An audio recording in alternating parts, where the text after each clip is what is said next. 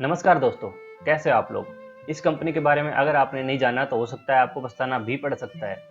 तो दोस्तों, know your company में आज हम जानेंगे एक और कंपनी के बारे में। तो चलिए दोस्तों, स्टार्ट करते हैं।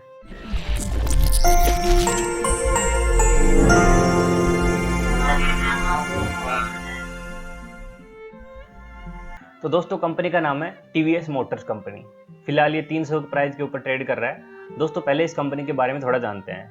दोस्तों, एक मल्टीनेशनल मोटरसाइकिल कंपनी है जिसका हेडक्वार्टर चेन्नई में और इंडिया की थर्ड लार्जेस्ट मोटरसाइकिल कंपनी है। और दोस्तों, इंडिया के अंदर सेकंड लार्जेस्ट एक्सपोर्ट कंपनी है जो कि 60 देशों के अंदर अपनी मोटरसाइकिल बेचती है। अब बात करते हैं दोस्तों इसके सेगमेंट की। ये कंपनी लगभग 3 सेगमेंट में काम करती है, स्कूटर्स में, मोटरसाइकिल्स में और 3 व्हीलर्स में। अब बात करते हैं स्कूटर्स में। दोस्तों, स्कूटर्स में इसकी ब्रांड है TVS Ntorq, TVS Jupiter, Zest 110, Scooty Pep Plus. और दोस्तों, अब मोटरसाइकिल की बात करते हैं। मोटरसाइकिल में इसके पास Apache RTR series, TVS Radeon, TVS Victor, Star City और टीवीएस स्पोर्ट्स। अब बात करते हैं दोस्तों थ्री व्हीलर में। थ्री व्हीलर में कंपनी के पास है टीवीएस किंग। और दोस्तों, अब बात करते हैं टेक्नोलॉजी की। टेक्नोलॉजी में दोस्तों, कंपनी ने अभी एक इलेक्ट्रिक स्कूटी लॉन्च किया है जिसका नाम है टीवीएस iQube। मतलब दोस्तों, टेक्नोलॉजी में कंपनी अपने आप को चेंज कर रही है, तो ये कंपनी के लिए अच्छी बात है। दोस्तों, अब हम बात करते हैं कि हम इस कंपनी के बारे में क्यों बात कर रहे हैं। दोस्तों, अभी एक खबर आई है कि India's TVS motor buys British Norton motorcycle. तो दोस्तों, जैसा कि आप देख पा रहे हो कि ब्रिटिश की नॉर्टन मोटरसाइकिल है, उसको टीवीएस ने खरीद लिया है। दोस्तों, जो नॉर्टन मोटरसाइकिल है वो ब्रिटिश की टॉप 5 कंपनी में आती है। तो दोस्तों, टीवीएस ने उसको खरीद लिया है, ये बहुत ही इंपॉर्टेंट बात है। ये कंपनी की स्ट्रेंथ भी दिखाता है और अपने देश के लिए गर्व की बात है कि एक इंडियन कंपनी ने ब्रिटिश की टॉप 5 कंपनी में से एक कंपनी को खरीद लिया है। तो दोस्तों, अब हम बात करते हैं इसके फंडामेंटल्स की। दोस्तों, कंपनी की बुक वैल्यू है लगभग 70.46, पी रेशियो है लगभग 20 के आसपास। दोस्तों, पी रेशियो फिलहाल 12 मंथ का है लगभग 18.64, जो कि काफ़ी ठीक है। अर्निंग पर शेयर भी काफ़ी अच्छा है 14.82। कंपनी का मार्केट कैप है दोस्तों 13,000 करोड़ के आसपास, एक मिड कैप कंपनी है। प्राइस टू बुक वैल्यू थोड़ा ज़्यादा है 3.92, जो कि लगभग अगर 2 के आसपास हो तो ज़्यादा बेटर है। हिस्टोरिकल अगर पी हम देखें तो लगभग 34 है। तो दोस्तों, पी जो अपने हिस्टोरिकल पी से काफ़ी कम है अभी फिलहाल। अर्निंग पर शेयर ग्रोथ देखें तो लगभग 29% की है दोस्तों, काफ़ी अच्छी ग्रोथ है। पीजी रेशियो देखते हैं दोस्तों, पीजी रेशियो 1 से कम है तो काफ़ी अच्छा है। दोस्तों, पीजी रेशियो में से पीजी रेशियो का मतलब होता है प्राइस अर्निंग ग्रोथ रेशियो। तो दोस्तों, जैसे कि आप देख रहे हो, पी रेशियो लगभग 19.59 है अपॉन अपने जो ईपीएस ग्रोथ 5 ईयर की है 29.18 को डिवाइड कर दिया तो 0.67 आ गया। अब दोस्तों, डिविडेंड, कंपनी डिविडेंड भी काफ़ी अच्छा दे रही है। उसके बाद करते हैं दोस्तों इसका रेवेन्यू, कि कंपनी सेल्स कितनी कर रही है। तो जैसा कि आप देख पा रहे हो दोस्तों, कंपनी अच्छा रेवेन्यू कर रही है। लगभग हर साल कंपनी अपना रेवेन्यू को ग्रो कर रही है। सिर्फ 2013 साल में जो ग्रोथ थी वो 1.2 थी, उसके बाद लगभग 12%, 22%, 11%, 10%, 30%, 10.8%। तो ऐसे कंपनी लगातार ग्रो कर रही है। अगर हम इसकी ग्रोथ रेशियो देखें तो एक साल का देखते हैं तो 10.82%, 3 साल का एवरेज देखें तो 16.68 और 5 साल का एवरेज देखें तो 16.72, अगर 12 ईयर का एवरेज देखें तो 13.66। तो जैसा कि आप देख पा रहे हैं दोस्तों, अगर आप एवरेज निकालें तो इसके लगभग 15 से ऊपर इसकी रेवेन्यू ग्रोथ आती है। अगर किसी कंपनी की रेवेन्यू ग्रोथ 15 से ऊपर आती है तो कंपनी काफ़ी अच्छी होती है। अब कुछ इंपॉर्टेंट रेशियोज की बात कर लेते हैं दोस्तों।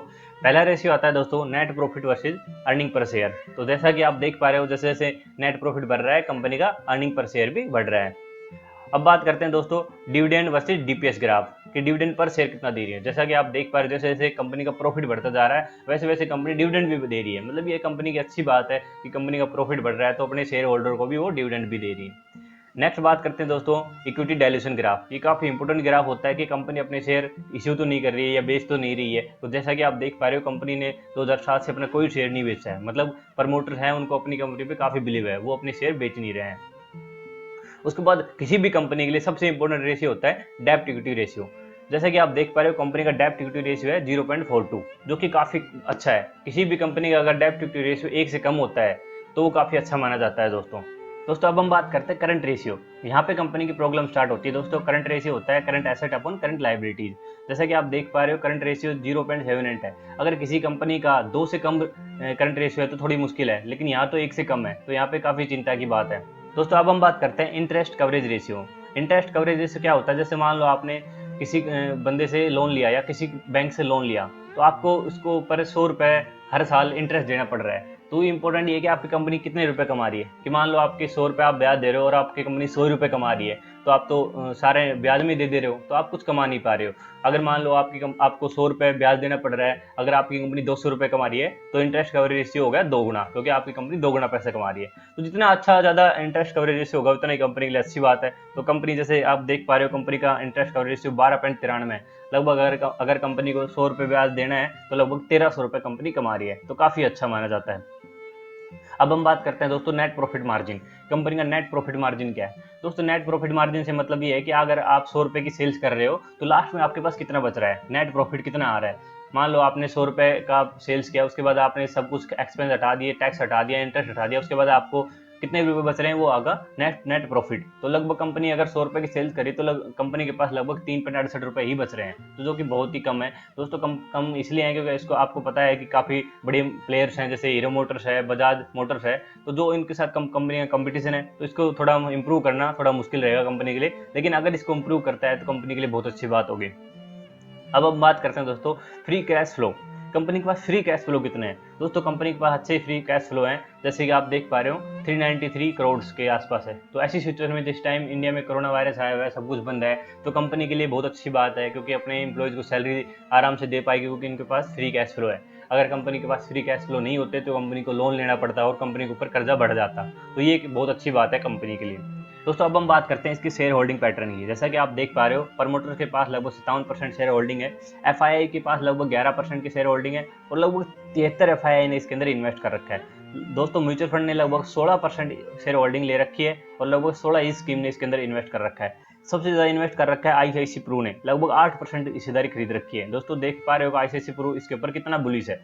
और दोस्तों उसके बाद आता है इंडिविजुअल इन्वेस्टर। जो इंडिविजुअल इन्वेस्टर उन्होंने सिर्फ 7.7% हिस्सेदारी खरीद रखी है, जो कि बहुत कम है।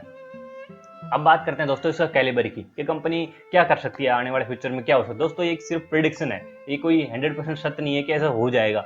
जैसे कि आप देख पा रहे हो, कंपनी अगर इस प्राइस से अगर नीचे की तरफ भी जाती है तो लगभग 21% का फॉल आ सकता है, तो लगभग कंपनी 250 के आसपास जा सकती है। लेकिन अगर ऊपर की तरफ जाती है तो लगभग 34% तक तो मिनिमम जाएगी, अगर मैक्सिमम जाएगी तो 101%, मतलब यहाँ से डबल होने का कैलिबर कंपनी रखती है। अब दोस्तों हम चार्ट एनालिसिस करते हैं। जैसा कि आप देख पा रहे हो, हमने 2001 से चार्ट लगा लिया है। दोस्तों कंपनी ने लगभग 2001 से 2000 तक लगभग 40 से 70 रुपए की रेंज में ट्रेड किया। उसके बाद दोस्तों इसका बुल रन स्टार्ट होता है, और ये 40 रुपए से 2014 में स्टार्ट होता है, और 40 रुपए से 800 रुपए पहुंच जाता है, जो कि जनवरी 2018 में लगभग 794 का इसने हाई बनाया था, लगभग 800 रुपए के। उसके बाद दोस्तों इसमें बियर फेज शुरू होता है, और इसने अपना लो अभी फिलहाल बनाया है 240 रुपए का। अब दोस्तों हम इसकी सपोर्ट और रेजिस्टेंस की बात करते हैं, तो दोस्तों अगर ये सपोर्ट यहाँ पे लेगा तो लगभग ये अपने लास्ट लो 240 के आसपास ही लेगा, और अगर उसके बाद अगर 240 का ये लेवल तोड़ता है तो उसका नेक्स्ट सपोर्ट है 212 रुपए, जो कि दोस्तों इसकी 200 मंथली मूविंग एवरेज भी है। तो यहाँ पे इसको सपोर्ट लेना चाहिए। इससे नीचे ये हो सकता है ना जाए, और जाना भी नहीं चाहिए। अगर इससे नीचे जाता है तो इसका शायद कोई सपोर्ट मेरे समझ में तो आ नहीं रहा है, तो आप देख सकते हो। तो दोस्तों ये इसका डाउनफॉल ऐसे यहाँ तक नीचे तक मैक्सिमम जा सकता है। दोस्तों आपको वीडियो कैसा लगा? अगर आपको वीडियो अच्छा लगा तो लाइक और सब्सक्राइब करें, और कमेंट करके जरूर बताइए कि आपको क्या लगता है कि इस कंपनी का क्या होने वाला है। Thank you for watching.